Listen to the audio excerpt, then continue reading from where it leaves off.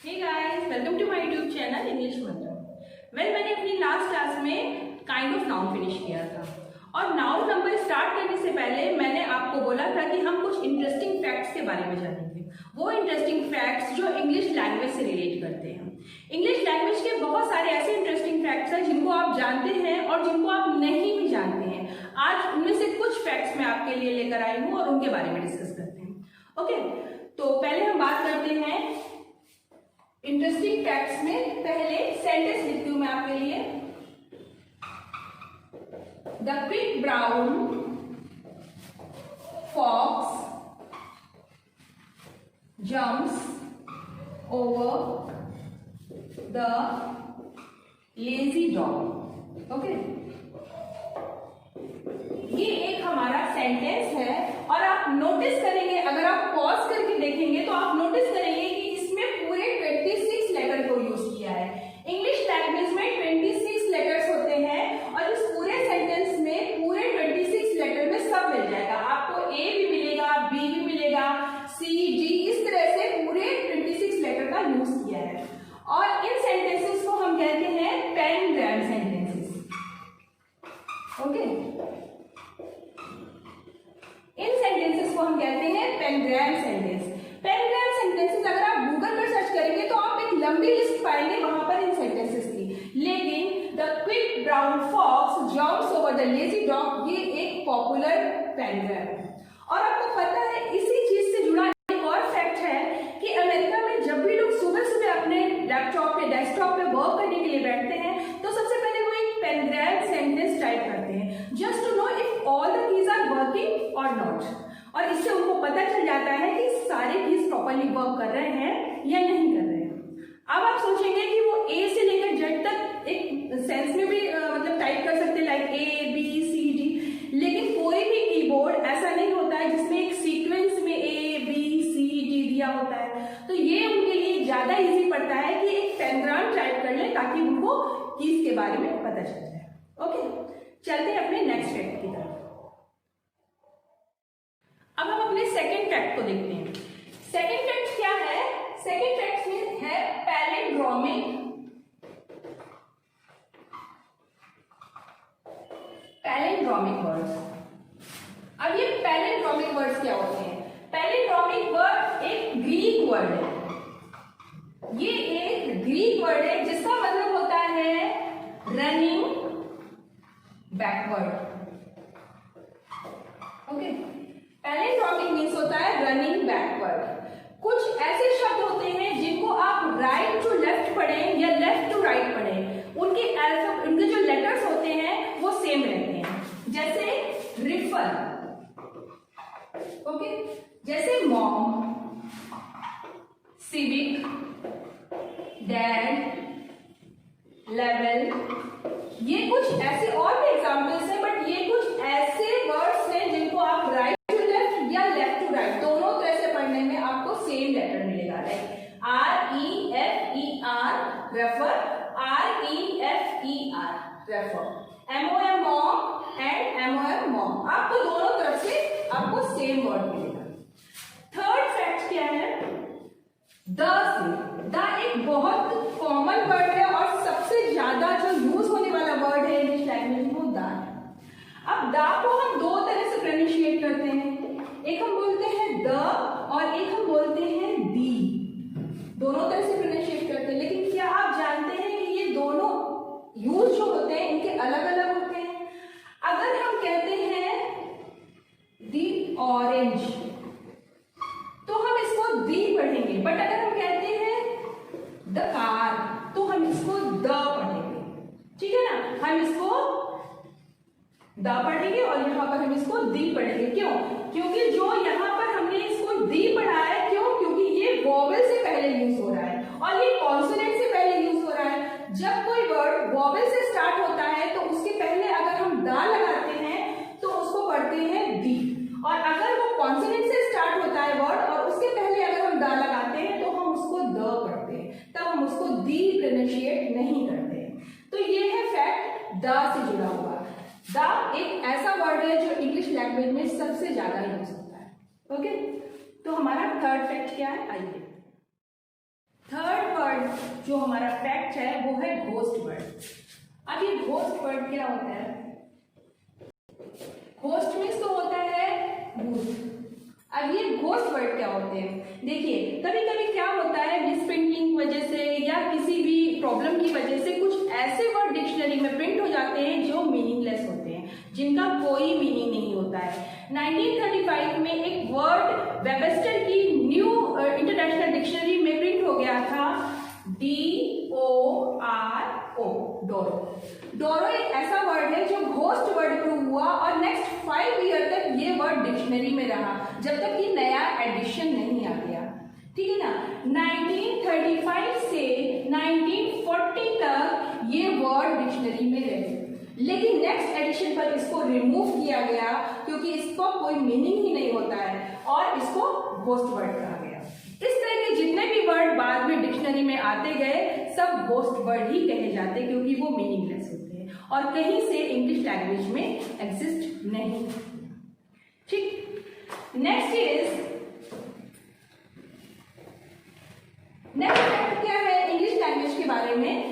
जैसे हम लिखते हैं लोअर केस में I, J, क्या आप जानते हैं ये I और J लिखा हुआ है, लेकिन ये ऊपर के डॉट को क्या बोलते हैं? ऊपर के डॉट को बोलते हैं टिटिल, TITTLE, या आप कह सकते हैं सुपरस्क्रिप्ट या टिटिल बोलते हैं।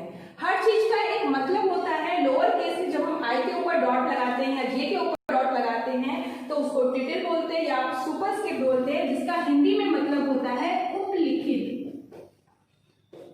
या ऊपर लिखे जाने वाले या लगाए जाने वाले मार्क। ठीक है ना? तो नेक्स्ट टाइम से जब भी आप लोअर केस में आई लिखें या जे लिखें और डॉट लगाएं तो ध्यान रखें कि इसको टिटिल या सुपरस्क्रिप्ट बोलते हैं। ठीक, next is crutch word. Crutch word क्या होते हैं?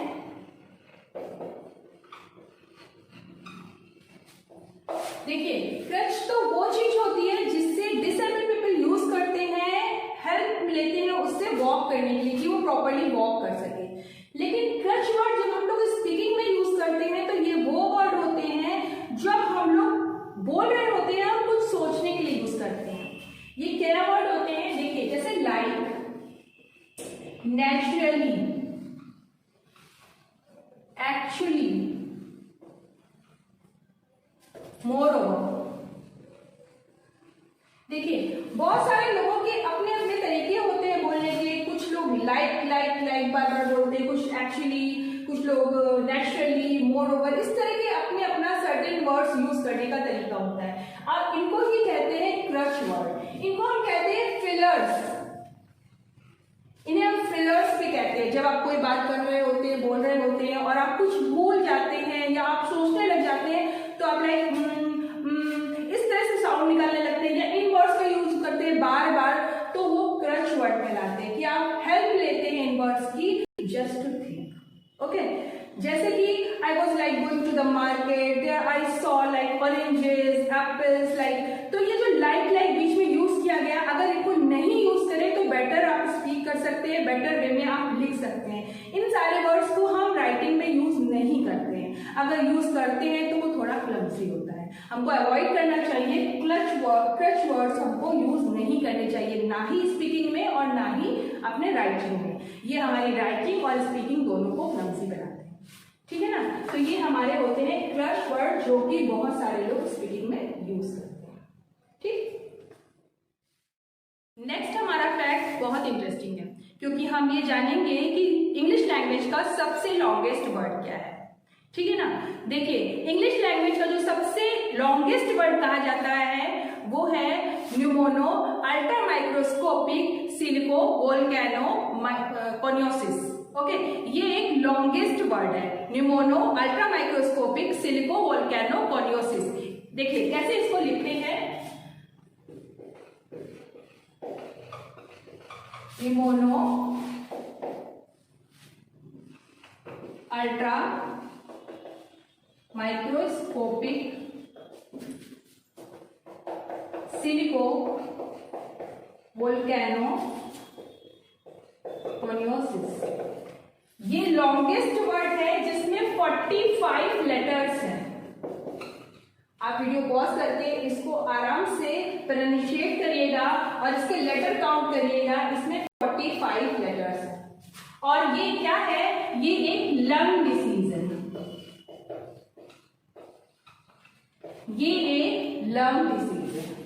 अगर मैं कहूं फ्लॉक्सीनोसिनी हिलिपिलिफिकेशन एक दूसरा वर्ड है जो अगर हम डिसीजेस के बारे में बात ना करें तो ये एक दूसरा वर्ड है जो लॉन्गेस्ट वर्ड है, क्योंकि डिसीज तो नेम बहुत लॉन्ग होते हैं बट ये वर्ड है जो कि डिसीज नहीं है। कैसे स्पेलिंग लेते हैं,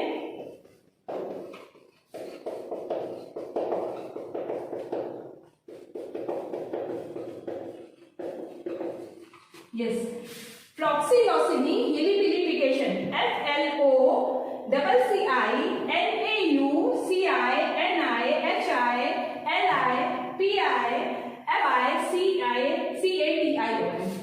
फ्लॉक्सीनोसिनी हिलिपिलिफिकेशन, ये इसका मीन्स क्या होता है, जब आप किसी चीज को सोचे समझे बिना उसको डिसीजन दे देते हैं कि ये वर्थलेस है, ये बेकार है, आप जजमेंट दे देते हैं बिना उस चीज को जाने हुए, तो उसको हम कहते हैं फ्लॉक्सीनोसिनी हिलिपिलिफिकेशन।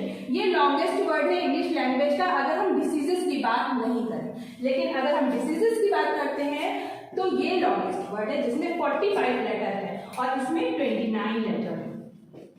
राइट, तो ये सबसे इंटरेस्टिंग फैक्ट है इंग्लिश लैंग्वेज का और इसको आप वीडियो पॉज करके इसके लेटर काउंट करिए और इसको प्रोनाउंसिएट करने की कोशिश करिएगा। ओके,